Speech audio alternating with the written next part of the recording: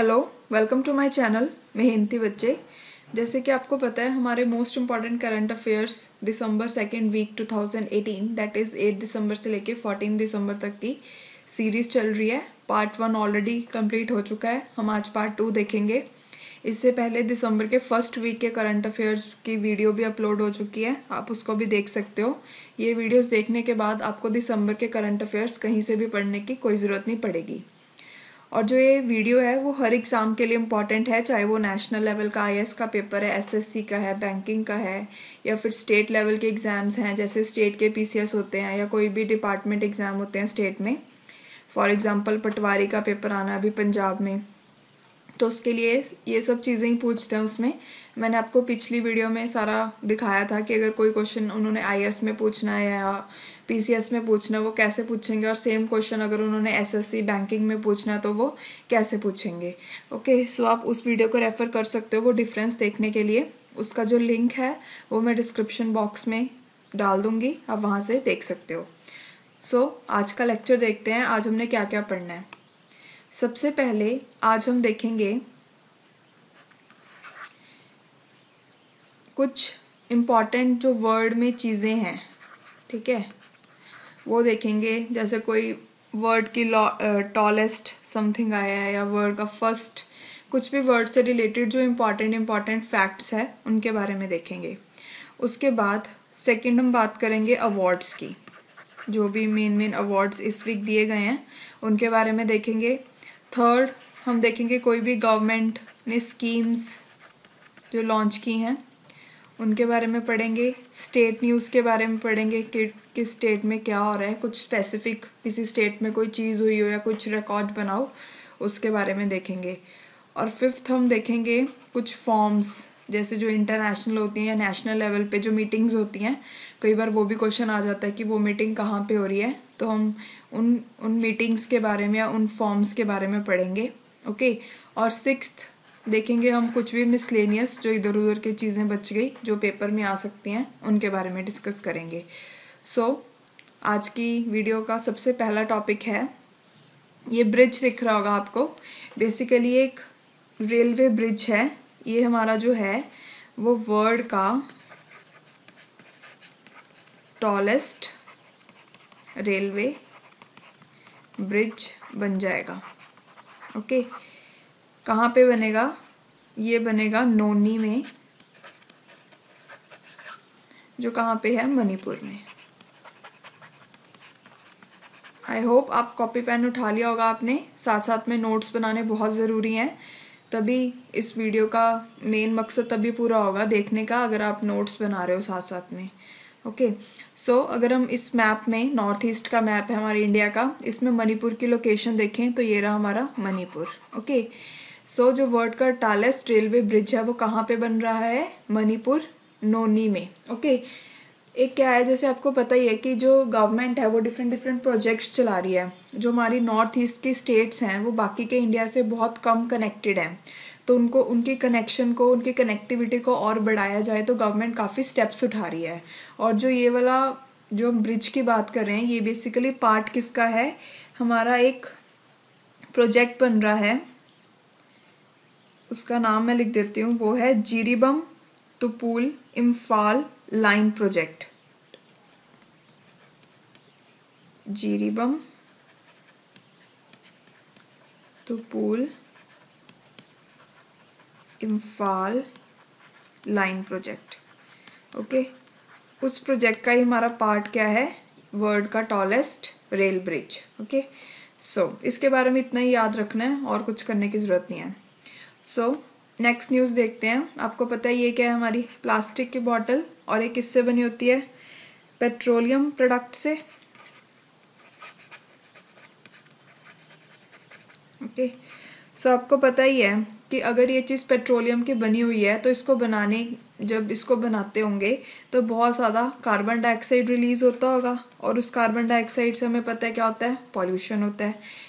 ठीक है, इस चीज़ को रोकने के लिए उन्होंने क्या किया है कि अब वो नॉर्मल प्लास्टिक बॉटल्स ना यूज़ करके अब उन्होंने बोला है कि हम बायो प्लास्टिक को यूज़ करेंगे। बायो प्लास्टिक, आपको पता है बायो मीन्स क्या होता है? लिविंग, तो वो plastic, sorry, there is some technical problem. Okay, so वो प्लास्टिक जो कुछ लिविंग मटेरियल से बना होगा उसको हम बोलेंगे बायोप्लास्टिक। लिविंग मटेरियल जैसे मेज हो गया, शुगर केन हो गया और हमारा वीट हो गया, उससे इसको बनाएंगे। इसका फ़ायदा क्या होगा, इसको हम बोलते हैं they are climate neutral. Climate neutral क्यों?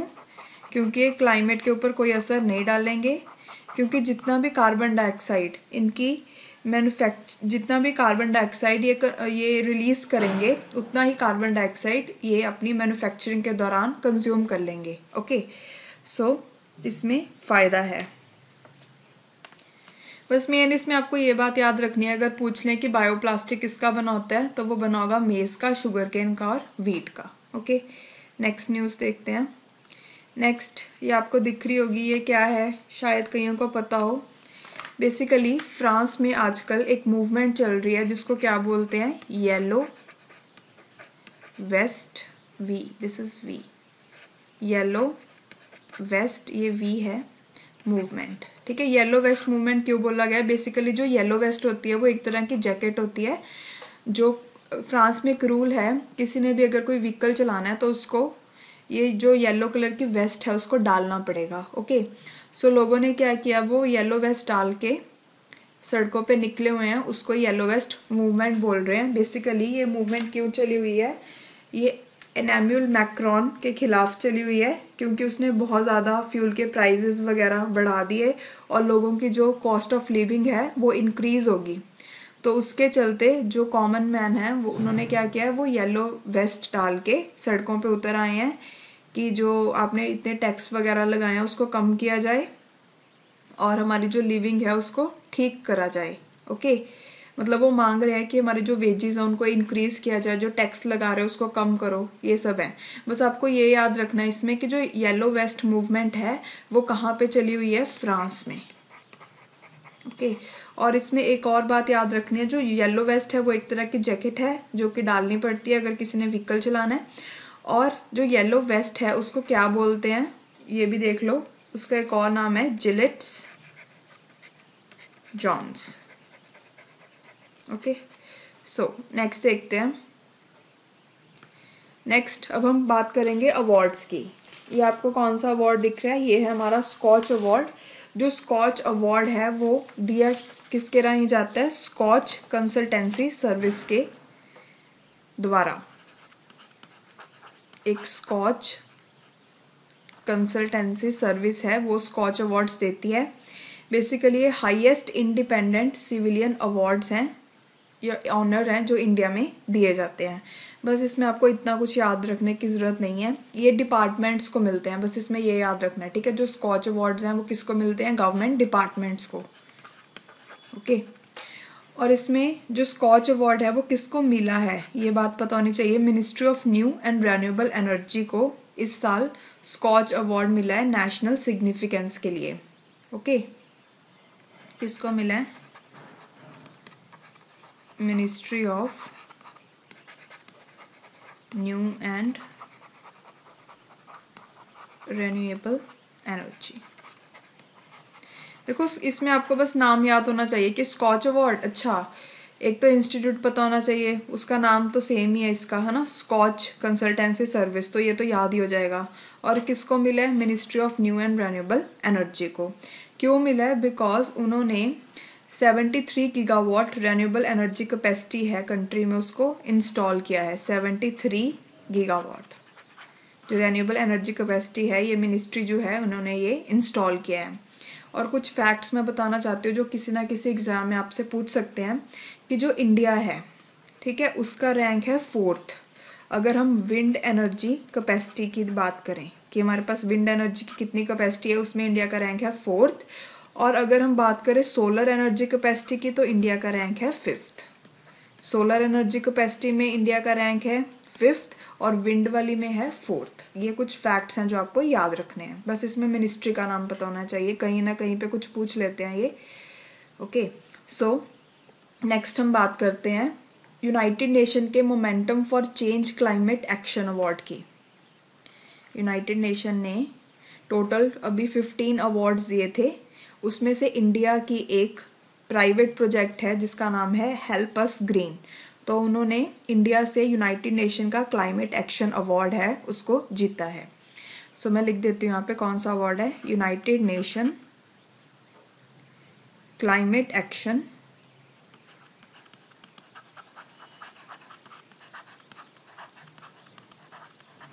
अवार्ड।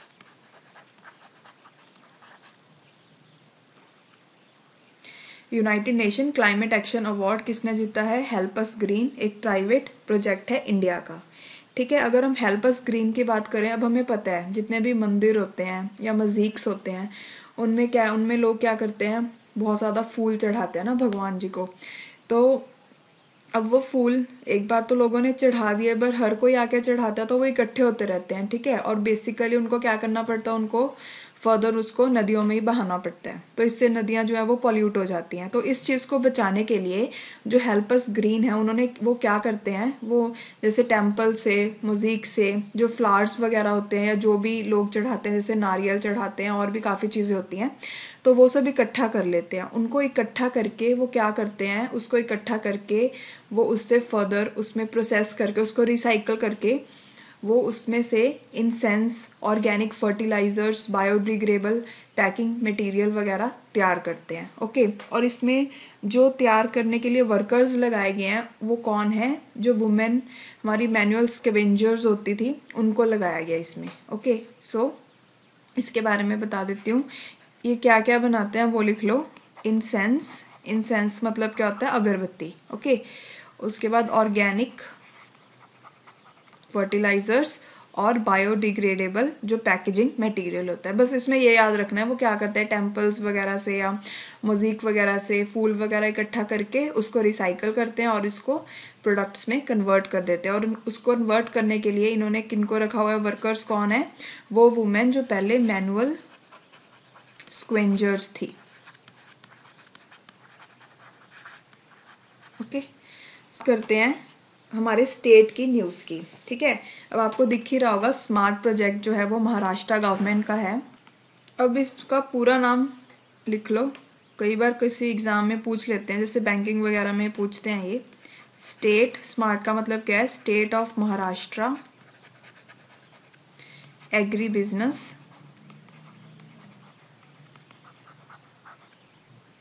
And rural transformation. ठीक है, अब इसका एम क्या है कि सस्टेनेबल फार्मिंग करनी विद इन 3 ईयर्स। अब हमें पता है जैसे जो फार्मर्स प्रोड्यूस करते हैं चीज़ें, ठीक है, मार्केट में आते आते एक तो उनका दाम, मतलब उनकी जो क्वालिटी होती है वो डिक्रीज हो जाती है। ठीक है, और जो किसान होते हैं उनको उतना उसका बेनिफिट नहीं मिल पाता अपने प्रोड्यूस का जितना उनको मिलना चाहिए, और उनके जो प्रोडक्ट होते हैं उसकी पूरी की पूरी शक्ल ही बदल देते हैं ना, पैकिंग वगैरह कर देते हैं और भी काफ़ी चीज़ें होती हैं। तो उस सब चीज़ों के लिए कि जो फार्मर्स हैं उनको उनकी प्रोड्यूस का सही दाम मिले और उनकी जो चीज़ें हैं वो सही रहें कंज्यूमर तक आते आते, तो उसके लिए इन्होंने एक प्रोजेक्ट चलाया जिसको स्मार्ट प्रोजेक्ट बोलते हैं, महाराष्ट्र गवर्नमेंट ने चलाया है। मेन आपको इसमें ये याद रखना है। और इस प्रोजेक्ट में इनकी सहायता कौन कर रहा है, इस इंस्टीट्यूट का भी नाम याद रखना है, वो है हमारा world bank. Okay, so next देखते हैं। नेक्स्ट हमारे पास है केरला से न्यूज़। ठीक है, ये क्या है आपको शायद कईयों को पता ही लग रहा होगा, ये हमारे पास एयरपोर्ट है। तो केरला जो है वो ऐसी फर्स्ट स्टेट बन गया इंडिया की जहाँ पे 4 इंटरनेशनल एयरपोर्ट्स हैं। ओके, वो कहाँ कहाँ पे हैं, अभी जो न्यू बना है जिसकी पिक लगाई हुई है वो है कन्नौर का। और कहाँ कहाँ पे हैं वो लिख लो, तिरुवनंतपुरम,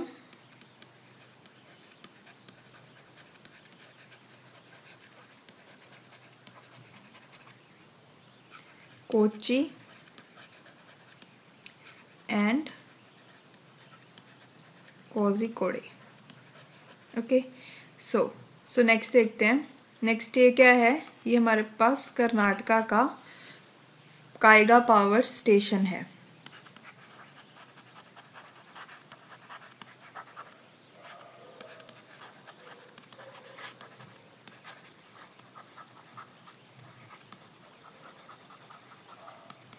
ठीक है, इसने एक वर्ल्ड रिकॉर्ड कायम किया है, इसलिए ये न्यूज़ में था, ये आ सकता है आपको किसी ना किसी एग्ज़ाम में, क्योंकि इसने 941 डेज लगातार काम किया है बिना रुके, तो इसका ये वर्ल्ड रिकॉर्ड है। ओके, सो नेक्स्ट न्यूज़ अब और देखते हैं।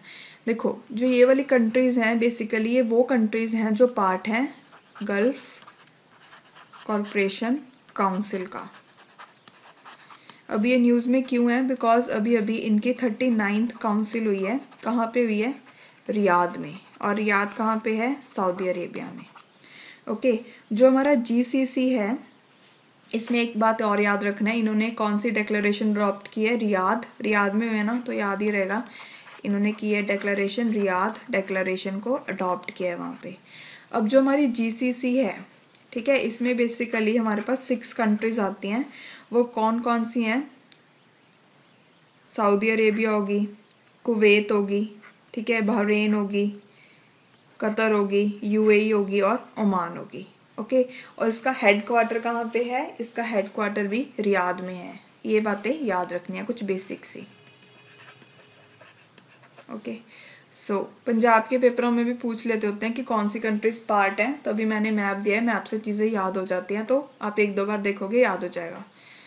सो ये क्या है? ये हमारा वर्ल्ड का first floating nuclear power plant है। ओके, और ये कहाँ पे है? ये है रशिया का, रशिया में या रशिया का बोल दो, ठीक है, एक ही बात है। अच्छा, इसका नाम क्या है? इसका नाम पता होना चाहिए। इसका नाम है अकादमिक लोमोनोसोव, AKA अकादमिक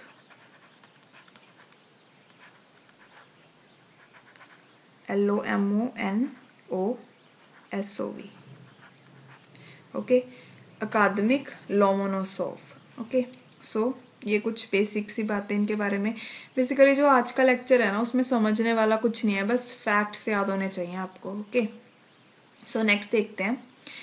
अब क्या हुआ है, इंडिया ने ना फूड एंड एग्रीकल्चर ऑर्गेनाइजेशन को बोला कि जो 2030 हमारा ईयर है, उसको इंटरनेशनल ईयर ऑफ मिलेट्स बनाया जाए। तो जो FAO है, उन्होंने इंडिया की बात मान ली है। अब जो हमारा 2023 का जो ईयर है, उसको क्या बोलेंगे? International year of millets. Very important question for upcoming exams. Okay, so एक और बात याद रखना है आपको, जो इंडिया है, इंडिया ने 2018 को क्या सेलिब्रेट किया था? National year of millets.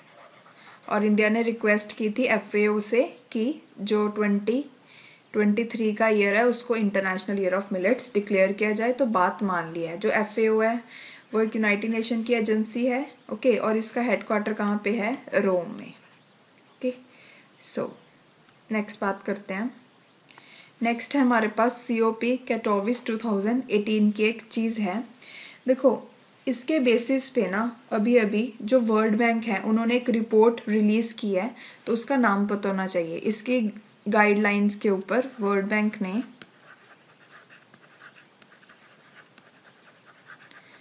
एक रिपोर्ट रिलीज़ की है, तो उसका रिपोर्ट का नाम लिख लो। इसको राइज 2018 बोल सकते हो या क्या बोल सकते हो?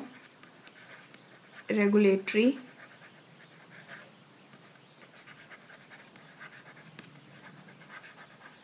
Indicators for sustainable energy.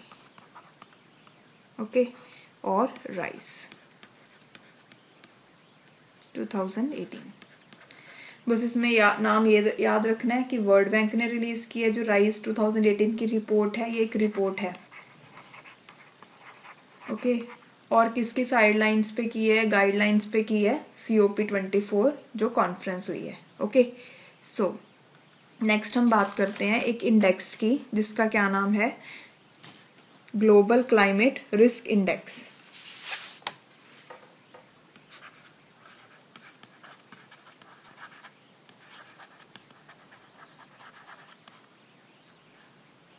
ये सी है।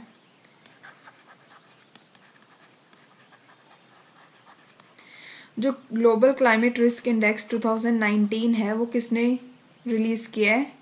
जर्मन वॉच ने। ओके, इसमें बेसिकली ये देखते हैं कि कंट्रीज जो कि मतलब देखो नाम से पता लग रहा है कि ग्लोबल मतलब पूरे वर्ल्ड में क्लाइमेट का क्या रिस्क है। क्लाइमेट फैक्टर्स जैसे कि स्टॉर्म्स हो गए, फ्लड्स हो गए, हीट वेव्स हो गए, उनके कारण कितना नुकसान हो रहा है इसमें ये बताया गया है। ठीक है, इसमें जो इंडिया की रैंकिंग है वो कौन सी है? 14th, ये याद रखना है।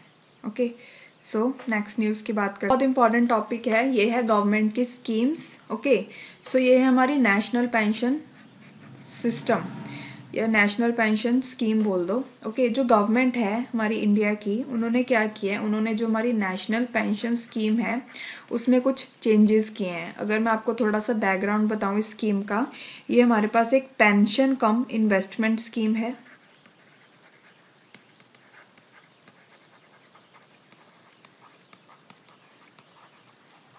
ठीक है, ये गवर्नमेंट ने लॉन्च की थी 2004 में की थी, और तब इन्होंने सिर्फ और सिर्फ सेंट्रल एम्प्लॉयज़ के लिए की थी। पर 2009 में जो ये स्कीम है, इसको जितने भी गवर्नमेंट एम्प्लॉयज़ हैं ऑल ओवर इंडिया, उनको कवर कर लिया गया। 18 to 65 के बीच में जो एम्प्लॉयज़ हैं उन सब के लिए इस स्कीम को एक्सटेंड कर दिया गया। कितने में? 2009 में। अब इस स्कीम के अकॉर्डिंग पहले क्या होता था, पहले मिनिमम कंट्रीब्यूशन जो हर एम्प्लॉय को करना पड़ता था वो था 10% उसकी बेसिक पे का, और गवर्नमेंट भी 10% इसमें करती थी कंट्रीब्यूट। बट अब गवर्नमेंट ने बोला है कि हम 10% नहीं करेंगे, कितना करेंगे? 14%। तो फर्स्ट चेंज ये आया है। सेकेंड क्या चेंज आया है, अब इसमें क्या होता है, जो हमारी नेशनल पेंशन स्कीम है इसमें दो तरह के अकाउंट्स होते हैं। एक है टीयर 1, एक है टीयर 2। जो टीयर 1 है उसमें से तो पैसे नॉन विड्रॉएबल हैं जब तक कि आप 60 ईयर्स के नहीं होते। जो टीयर 2 है इसमें क्या करते हैं, इसमें 60% विड्रॉ कर सकते हैं, 40% ऐसे होते हैं जो विड्रॉ नहीं कर सकते पैसे। तो जो 60% है उसमें से भी 60% में से जो 1/3 पार्ट है उसमें पहले टैक्स लगता था, और बाकी का जो 2/3 बचा वो टैक्स फ्री था अगर कोई निकालता है। पर अब जो 1/3 पार्ट जो टैक्सेबल था, अब गवर्नमेंट ने उसको भी क्या कर दिया? टैक्स रहित कर दिया, मीन्स उसको भी नॉन टैक्सेबल बना दिया है। ठीक है, तो सेकंड चेंज इसमें ये आया है। इंपॉर्टेंट है, याद रखना है, आ सकता है। और आपके लिए तो खुशखबरी है ना जो ऑलरेडी गवर्नमेंट डिपार्टमेंट्स में काम कर रहे हैं। सो नेक्स्ट न्यूज़ देखते हैं। जो नेक्स्ट है वो है हमारे पास प्रधानमंत्री सहज बिजली हर घर योजना के बारे में, जिसको हम सौभाग्य भी बोलते हैं। क्या हुआ है, अब इंडिया में 9 स्टेट्स और ऐसी हैं जिन्होंने जो देखो पहले ये बात समझो, जो प्रधानमंत्री सहज बिजली हर घर योजना है इसमें क्या है कि जितने भी हाउस होल्ड हैं किसी स्टेट में उनको फुली इलेक्ट्रिसिटी प्रोवाइड करनी फ्री ऑफ कॉस्ट। ओके, सो अभी हमारे इंडिया में 9 स्टेट्स और हैं जिन्होंने ये टारगेट को कंप्लीट कर दिया। अब टोटल जो स्टेट्स हो गए इंडिया में वो है 16। अभी ऑल ओवर इंडिया नहीं हुआ, अभी 16 स्टेट्स में हुआ है। ओके, पहली बात ये याद रखनी है। अब इसमें क्या है, इसमें टोटल जो ये स्कीम है इसमें बोला गया है कि टोटल 300 लाख हाउस होल्ड्स को कवर किया जाएगा। 300 लाख, ठीक है। उस 300 लाख में जो 250 लाख हाउस होल्ड्स हैं वो होंगे हमारे रूरल एरियाज के, और बाकी के जो 50 लाख हैं वो होंगे हमारे अर्बन एरियाज के। ओके, इसमें बोला गया है कि चाहे कोई बंदा बीपीएल से है, BPL means below poverty line का, चाहे कोई एपीएल से है, उनको भी इसमें कवर किया जाएगा। और किस बेसिस पे फैमिलीज को कवर किया गया है कि फ्री इलेक्ट्रिसिटी प्रोवाइड करने के लिए, वो किया गया है सेंसस के बेसिस पे। कौन सा सेंसस है? Socio economic and caste census 2011 के डाटा के बेसिस पे उनको आइडेंटिफाई किया कि ऐसे कौन कौन सी फैमिलीज हैं जिनको फ्री इलेक्ट्रिसिटी कनेक्शन दिया जाए। ओके, और इसके बारे में आपको क्या चीज़ें याद रखनी है कि इसकी नोडल एजेंसी कौन है, कई बार पूछ लेते हैं पेपर में। नोडल एजेंसी है रूरल इलेक्ट्रिफिकेशन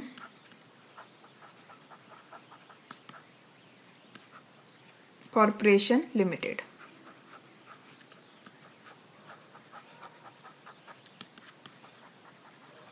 ओके।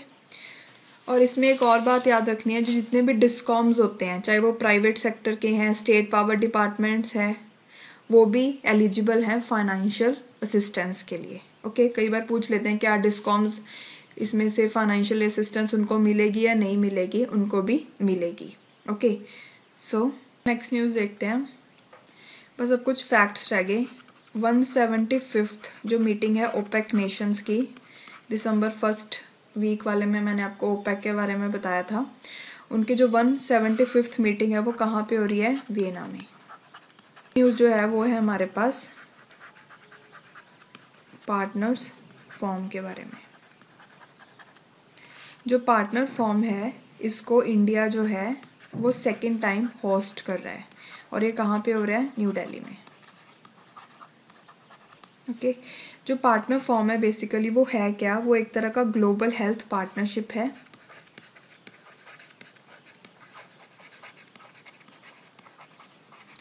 जिसको 2005 में लॉन्च किया गया था। इसमें बेसिकली ये ध्यान दिया जाता है कि जो न्यू बॉर्न बेबीज़ हैं, ठीक है, उनकी हेल्थ ठीक रहे, उनमें जो डेथ रेट है वो कम हो, और जो मदर है उनकी हेल्थ ठीक रहे। इन सब चीज़ों पे इसमें एफर्ट्स ये देखते हैं कि कैसे हम ऐसे क्या क्या स्टेप्स उठाएं कि ये सब को डिक्रीज़ करें, कि मदर की जैसे डेथ हो जाती है ना, वो सब चीज़ें। बस आपको ये याद रखना है कि ये कहाँ पे हुआ है? इंडिया में हुआ है, न्यू दिल्ली में। ओके, सो नेक्स्ट न्यूज़ देखते हैं। एक हमारे पास फर्स्ट इंटरनेशनल कॉन्फ्रेंस हुई थी सस्टेनेबल वाटर मैनेजमेंट के ऊपर। फर्स्ट हुई है तो इम्पॉर्टेंट है, क्या हुई है? International conference on sustainable water management. ठीक है, ये क्यों इम्पॉर्टेंट है? क्योंकि फर्स्ट टाइम हुई है, और कहाँ पे हुई है? मोहाली में। सो पंजाब वालों, आपके लिए इम्पॉर्टेंट खबर। ओके, इसमें बेसिकली क्या बोला गया, इसका एम क्या था कि सस्टेनेबल पॉलिसीज़ को प्रमोट किया गया इसमें, कि वाटर की मैनेजमेंट कैसे करें। ओके, नेशनल, इंटरनेशनल और रीजनल लेवल पे।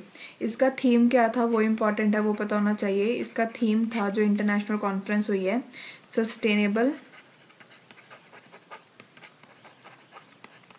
Water management.